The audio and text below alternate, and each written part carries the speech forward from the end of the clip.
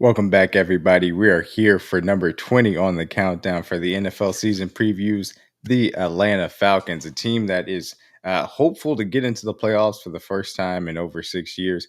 They have gone through a little bit of a dead period since saying goodbye to Matt Ryan, moving on from franchise icons like Julio Jones as well. Ultimately, this is a new era of Falcons football, one that was led off by an interesting offseason, which they signed Kirk Cousins to a $100 million contract, and had a little bit of an early season, swoon in beating the Eagles and having fun on Thursday Night Football. That ultimately ended with Kirk Cousins hurt. Now the backup for the team and the also first round pick that they took in the same offseason as their Kirk Cousins contract, Michael Penix Jr. of the Washington Huskies that went to the national championship game, ultimately taking over the back half of the season. And now the presumed starter, I shouldn't say presumed starter, the starter for the Atlanta Falcons in 2025. And it'll be fun to talk about as far as the weapons that he's got to work with, offensive line in front of him, this defense that obviously has now tried to supercharge the pass rush, specifically with the moves which the front office has made. So I want to start off by talking about that head coach and front office combination as far as Raheem Morris, obviously the head coach, and Terry Fraudner, the GM. I think Terry Fraudner, the GM, is probably around a C plus C as far as the grade I would give him. I think he has done a solid job, obviously, building the offensive trenches and the way in which this offensive line operates. I did not mind the Michael Penix Jr. pick. I did mind the Kirk Cousins contract. I think you could have gotten a reasonable, cheap veteran to fill in that spot personally, instead of committing that much money to Kirk Cousins coming off an Achilles. That's just me personally. The London and BIJAN picks obviously have worked out. The Kyle Pitts pick did not work out, to say the least. But I won't necessarily put that on Terry Fontenot. The defense has been a question mark. They have tried different ways to be able to supplement the pass rush, obviously get better in the secondary. Hasn't necessarily worked out all that well, and that's why it's dragging down the GM grade a little bit. Taking a lot of big gambles, obviously Jalon Walker being one of them, James Pearce Jr. for 2 first-round picks, essentially, obviously the swap up and costing a second one. That will be the 2025 first-round pick for the Atlanta Falcons going out in that going out in that trade. James Pearce Jr. has to work out to justify that deal. So I'd give him about a C plus. As far as Raheem Morris, more of a C minus. I would say it's solid job as far as the leadership aspects of the job so far. Would not say it's anything to write home about. I don't think that this team quit by any means necessary. I'll say that for sure. But again, have I seen that real elevating qualities that you want to see at a head coach? I can't say that yet to this point. So with that being said, as far as this overall team direction, I would say that they've been stuck on that treadmill of death, just right there, smack dab in the middle. Not too terrible to the point where obviously it was just a complete bottom out where you had the number 1 overall pick, but they've been bad enough to have multiple top 10 picks, certainly from that aspect as well. And that's how they got some of these extremely talented players. But again, not being able to really get that traction on the defense side of the ball has held back some of the offensive talent. And they've also had the issue where the Falcons just tend to lose games that nobody else tends to lose. And that is always going to be an issue for the Atlanta Falcons that they are going to have to overcome. But ultimately, that treadmill is going to either be broken as far as the cycle and continued on, and that determination rests on the shoulders of this pass rush, specifically James Pearce Jr. and Jalon Walker coming in and trying to help, and of course Michael Penix Jr. to be better than what Kirk Cousins was last year. So with that being said, let's go ahead and talk about this offseason review. As far as the Falcons offseason review, I think that there is a key aspect of the way in which they decided to approach things on the defensive side of the ball that we'll talk about. As far as offense, did lose Rondell Moore, depth wide receiver. Drew Dahlman was the starting center. They felt really good about their backup center, which I'll talk about in a bit, being able to step up into that role as he moves on to the Chicago Bears. Matthew Judon gave some okay snaps and also a little bit of veteran leadership as well to the defensive line. Ultimately didn't make maybe as big of a impact as his name would suggest. Grady Jarrett, longtime Falcon, went over to the Bears as well. Justin Simmons obviously came on late to the Falcons last year, was a starting safety for them, a really good safety for them throughout the year, paired very well with what Jesse Bates brought to the table. Of course, Lorenzo Carter, edge rusher for them, young guy that never really completely panned out. Leonard Floyd comes over, veteran edge rusher, to help with this room and also a little bit early down run stuffing ability as well. Divine Diablo comes over, a hybrid safety linebacker guy that you want to use very sparingly. Mike Ford, quarterback depth. Jamal Agnew, special teams, really special team specialist, for lack of a better term. He will stay there, return, obviously be a core four teamer as far as that aspect is concerned, and will be able to bring that value to the Atlanta Falcons in 2025. Major moves came in the draft. Jalen Walker, obviously out of Alabama, the ability to be an edge rusher, versatility to develop into more, something that we'll watch to see if the Falcons try to do. But from day one, his impact as a pass rusher is going to be the main thing that they rely on him for. Speaking of which, James Pearce Jr., Tennessee, a guy that I liked a lot as far as being able to get after the passer, brought an explosive nature. Falcons trade back into the first round, sacrificing their 2025 first round to do so to be able to get him again. This is going to be the major question mark of if these two guys can supercharge this pass rush. Xavier Rhodes, safety that I really like as a pairing with Jesse Bates. I'll talk about him a little bit later on. Billy Bowman Jr. also being able to add to that DB depth, a little bit of nickel versatility too, which was a weakness for this Falcons team. And then Jack Nelson being able to add a little bit to the tackle depth, which all of a sudden does seem to be a little bit in play, given some Storm Norton and Kaleb McGary news that we'll talk about in this offseason review. As far as expectations for this team, to be perfectly honest with you, after you trade up to try and supercharge your push, obviously you have this young quarterback, but a team around him that feels ready to do something. You've been hovering around that 500 mark. They want to make the playoffs, and those should be the expectations. And I think that was a perfectly fair expectation to put on this Falcons team as well. It's not like it's a young coach and those guys, and it's not like Michael Penix Jr. is coming in as a 21-year-old. He's also an experienced college quarterback too. So there are real expectations to try and make the playoffs for this Falcons team in 2025. Let's talk about how they can possibly do that, starting with Michael Penix Jr. So let's start off talking about Michael Penix Jr. It comes in at 28th in my quarterback tiers. Again, a lot of upside for more, certainly, as far as that aspect is concerned. He is somebody that comes in out of Washington with a lot of reps. You're not concerned necessarily from the aspect of trying to teach him too many things, given the fact that he does have that wealth of experience to call on from college, which is nice to see. Did step in and show those types of skills off and a lot of poise as far as when he is ready to go from day one. And we're just going to run through a little bit of his tier as we go through this. But he's a guy that coming out of college, I thought had a plus arm, a really good arm, maybe not to that alien level as far as Mahomes and Allen or Lamar Jackson, but one that could certainly access every aspect of the field. It does come with a little bit of accuracy sprays, I should say. And he is going to miss from time to time. And that does also show up in some limitations for him as far as the quick game is concerned. I think that within that 1 to 10 yard range, that is a place that he can be more consistent, feel more confident as far as his footwork is concerned. He is a little bit of I wouldn't say a little bit, he is a big game hunter as far as quarterback play. As of today, and again, that's all part of the maturing process. He certainly can get better as well. However, I do think it fits the skill set of the people that he certainly has to throw to, as you'll see a little bit in these touchdowns as well. And along those lines, the ability to continue to evolve as a quarterback is going to be the question mark. Can he refine some of the weaknesses that he had throwing to the right of the field? Can he refine some of those short game aspect weaknesses as well? The big thing is there are real limitations for his rushing value. He has the ability to move in the pocket effectively, obviously has the stature to deliver the ball even under duress. You're just not really going to get that much rushing value outside of scramble here and there because he just doesn't have it in him from that standpoint. So that is a real limitation. All that being said, again, 28th being the current ranking, it's really just because of how unproven he is. He is somebody that I did really like coming out of Washington, and I think landed in a really good situation for him to thrive as far as Atlanta is concerned. I'm going to be interested to see how far up these ranks he can climb because I do think that he will certainly climb them very quickly. Let's go ahead and talk about the roster surrounding him. All right, so as we take a look at this offensive roster for the Atlanta Falcons, I'll be honest with you guys, it's taken a hit kind of in recent weeks. I'll say specifically, I would say that it's B- roster. Again, you like some of the weapons, certainly, obviously, Bijan Robinson, Tyler Algier, one of the best 1-2 combinations in the National Football League. Bijan Robinson specifically, I think is as talented as almost any running back in the National Football League, easily top 5. Really, as far as pure talent is concerned at the position, I'm only taking Saquon Barkley over Bijan Robinson. That's how good I think Bijan is. And then you look at the wide receiver room, Drake London, true number one wide receiver, a guy that Michael Penix Jr. is going to love throwing to early and often throughout the entirety of his time here in Atlanta, to say the least.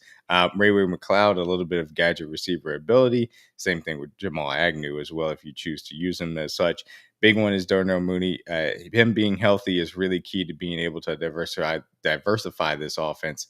And he actually really had a really nice season, especially when Kirk Cousins was playing. So the synergy of what Michael Penix Jr. can bring, given the fact that Mooney missed some of those games down the stretch, is going to be very important to keep an eye on. Kyle Pitts Sr., obviously highly touted tight end, coming out of that 2021 draft, top 4 pick that ultimately has not worked out to this point, even after a promising rookie season. Can you find a little bit of renewed confidence in him and get him to work in this offense is going to be something to watch, to say the least. I'm not as, bullish in that aspect. We'll see what happens. And then we get to the offensive line. When healthy, this is a very good run blocking offensive line, right up there with anyone that you want to put at. A solid pass blocking offensive line. Jake Matthews, good at left tackle. Matthew Bergeron, I think, is coming to his own as far as a guard. Ryan Nuzil, again, they got good play from him when Drew Dahlman ended up getting hurt last year as well. Chris Lindstrom, one of the best guards in the National Football League, point blank period. And then you get to the right tackle position. Kaleb McGary ends up getting hurt. Storm Norton, who was in line to be their swing tackle, also now hurt. Kaleb McGary out for the season. Storm Norton out for a significant portion. They said about 6 to 10 weeks, could be more than that. Jack Nelson coming in as a 7th-round draft pick is a question mark, and obviously Elijah Wilkinson is currently penciled into that right tackle spot. That is a glaring weakness that we are going to talk about a little bit later on, specifically how it affects this offense. So B- could be more with Kaleb McGary, but as of right now, that's where they stand. Let's get to the defense. As for this defense, the lesson here is we're relying upon a lot of young defensive linemen to step up. David Adamana came over in free agency from the Saints, of course. Again, a little bit of interior defensive line ability. Brandon Dorlus, another defensive lineman that I kind of did like coming out last year, more of a run stuffer. Ruka Warwo, coming out of Clemson. That was my best attempt. Was a defensive lineman that I really liked out of the 2024 draft. So we'll see how he continues to develop. We'll talk about him a little bit later on.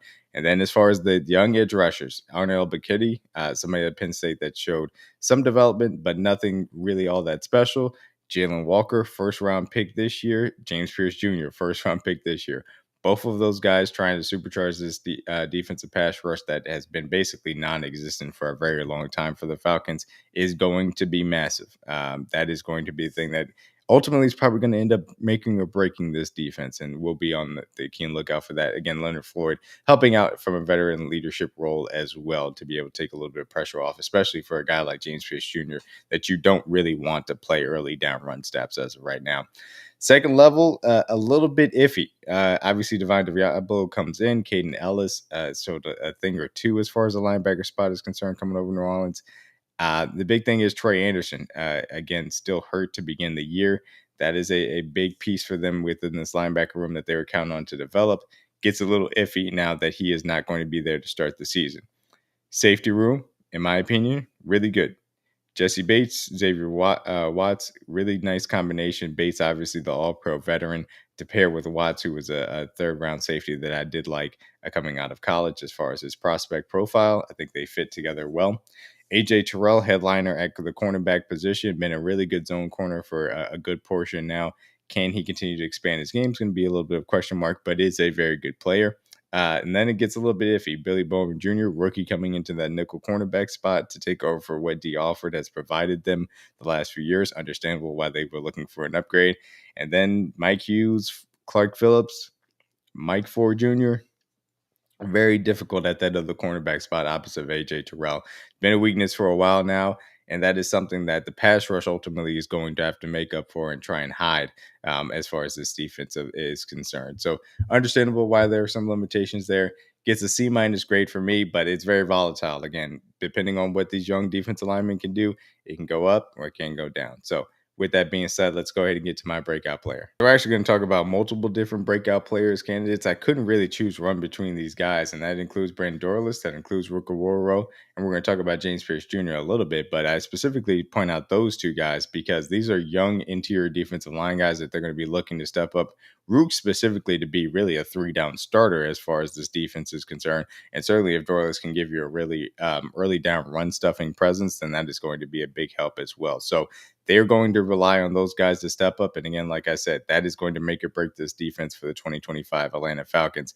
I like Rook a lot. He is a disruptor, a gap shooter. I think Dorlus is a little bit more comfortable being more a gap integrity type of guy. That's a nice pairing between the two of them.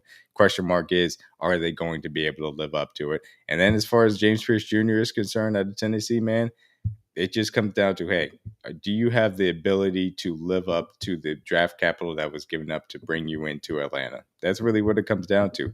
If he can be a difference-making pass rusher, then he can really supercharge this defense. I believe Jalen Walker can be, I won't even say necessarily a difference maker, but a guy that is a good pass rusher from day one.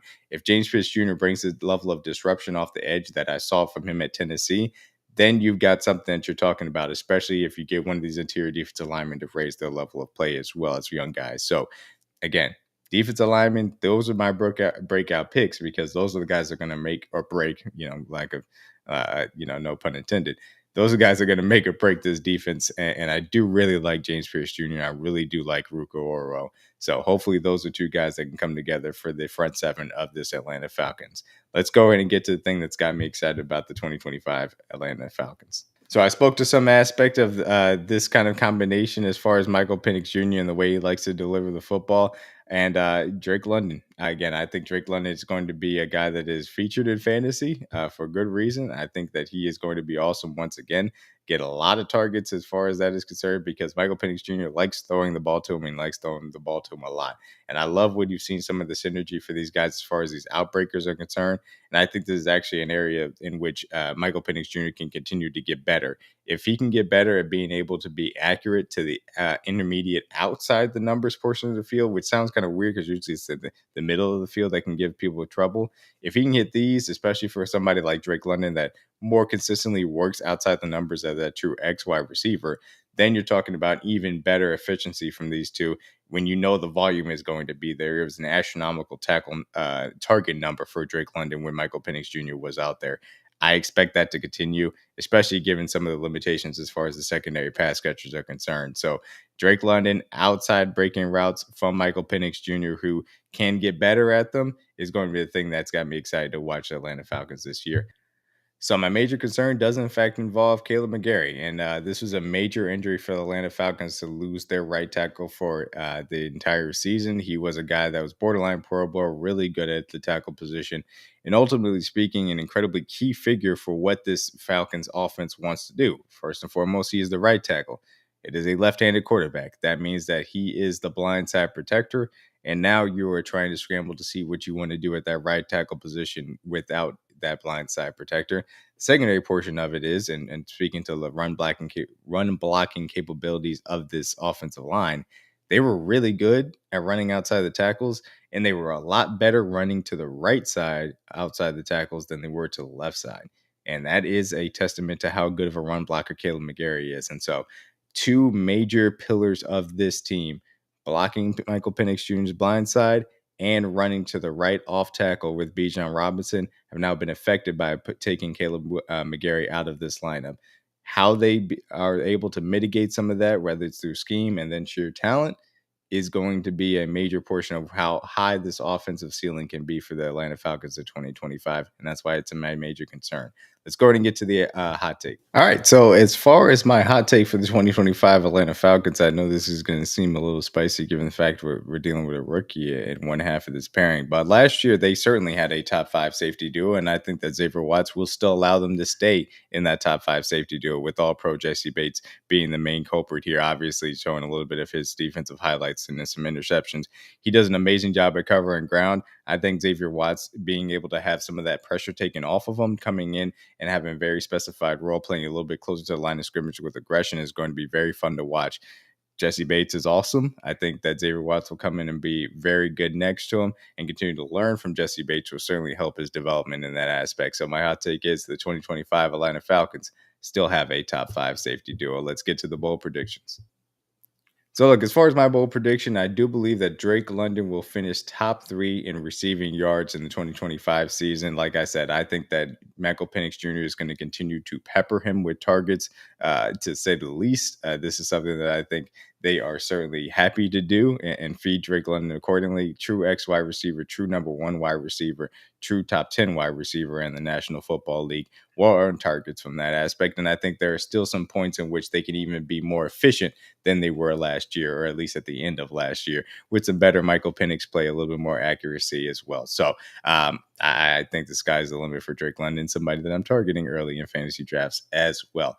As far as the record is concerned, I am regretting to say that because of the Kaleb McGary injury, I can't quite get them over 500 into the playoffs. This is a team that earlier in the offseason, I was drinking the Kool-Aid. I was thinking, okay, they could get there a little bit because of the defensive young pass rush. I like the back end of the secondary. AJ Terrell at least is a good corner.